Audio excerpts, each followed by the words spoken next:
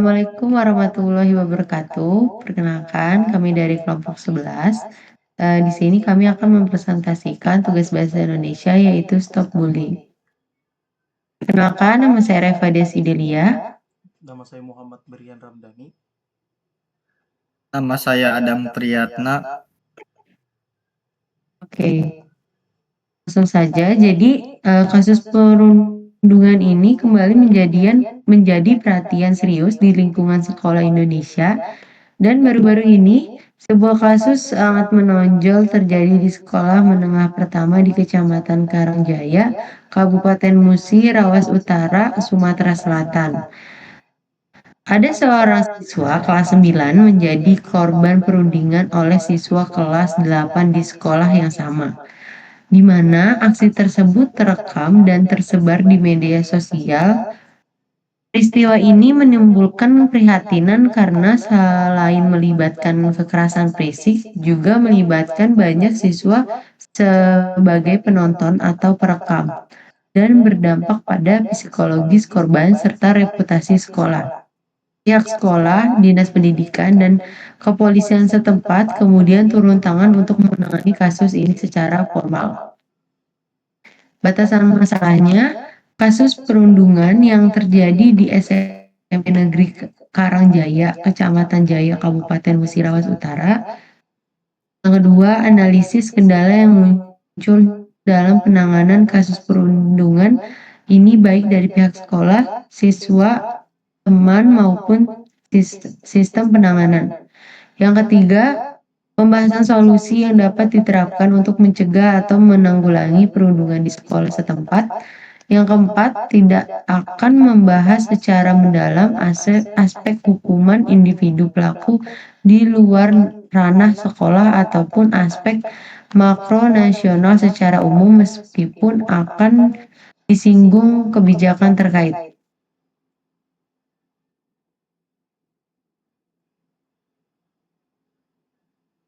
Rumusan masalahnya yang pertama, mengidentifikasi kendala utama yang muncul dalam penanganan kasus perundungan di lingkungan sekolah, termasuk faktor penyebab dan hambatan dalam proses penanganannya.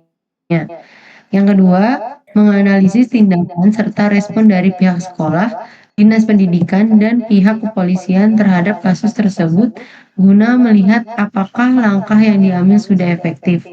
Yang ketiga, merumuskan solusi yang tepat untuk mencegah kasus serupa kembali terjadi di masa depan melalui pendekatan pendidikan, kebijakan sekolah, dan penguatan peran siswa, guru, serta orang tua.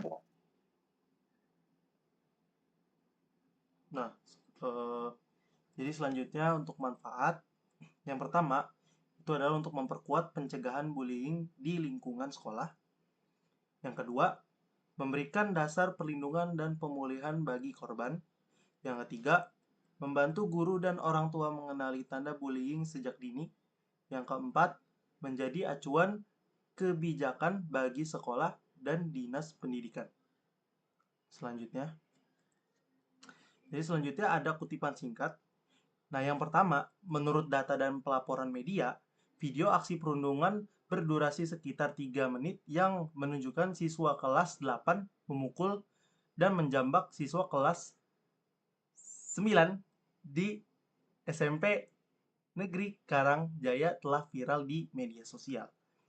Yang kedua, pihak keluarga korban menolak penyelesaian secara diversi karena menganggap kejadian tersebut sudah merupakan tindak terencana, bukan spontan. Yang ketiga, keputusan pelaku utama dikeluarkan dari sekolah.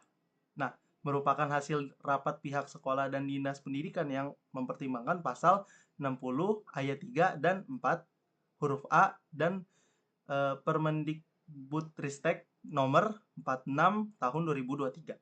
Selanjutnya,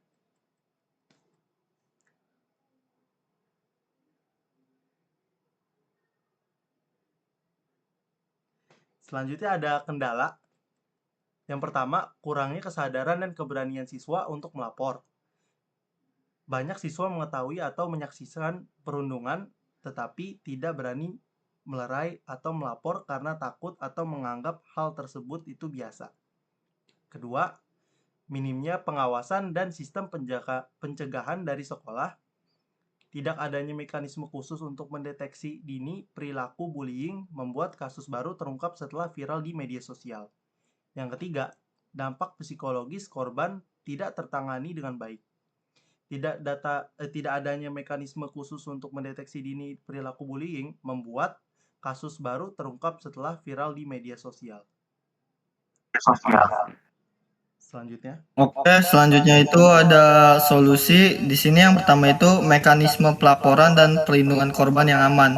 Nah, di sini pemerintah harus menyediakan kotak aduan, hotline atau laporan anonim agar siswa berani melapor tanpa takut dibully kembali.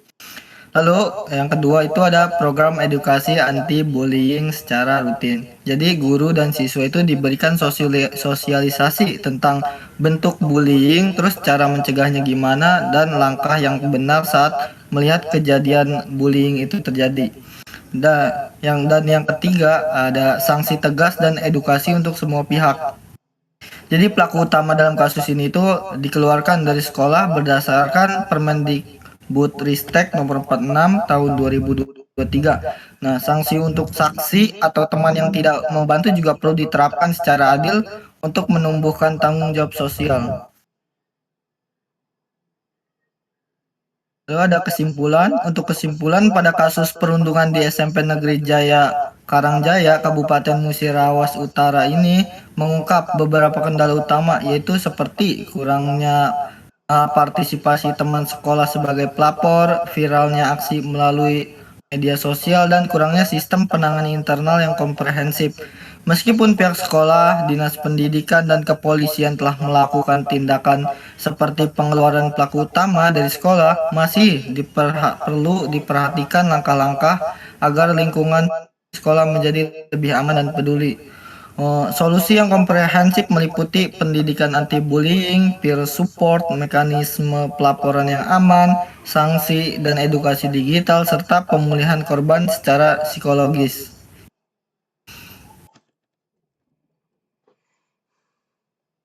Lalu terakhir ada saran. Yang pertama, Dinas Pendidikan Kabupaten Muratara perlu membuat kebijakan dan pedoman pelaporan bullying yang mudah diakses oleh siswa dan orang tua, serta memastikan sekolah-sekolah terdimonitor. Lalu yang kedua ada orang tua siswa harus dilibatkan aktif dalam pengawasan perilaku anak di sekolah dan media sosial, serta membina komunikasi yang baik antara rumah dan sekolah. Lalu yang terakhir ada media sosial sebagai alat penyebaran harus dikelola dengan bijak oleh sekolah, dan orang tua perlu mengedukasi siswa tentang etika digital dan dampak penyebaran video kekerasan. Sekian dari kelompok kami, kurang lebihnya mohon maaf. Assalamualaikum warahmatullahi wabarakatuh.